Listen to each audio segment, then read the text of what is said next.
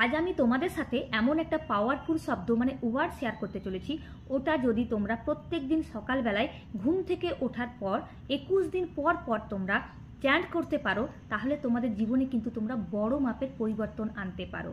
তোমরা good luck attract করবে এবং সমস্ত ধরনের সমস্যা থেকে তোমরা বেরিয়ে আসতে পারবে। তো ওয়ার্ডটা হলো ঋদ্ধি সিদ্ধি। সকালবেলায় ঘুম থেকে ওঠার পর অবশ্যই তোমরা শুরু করবে এটা চ্যান্ট করা।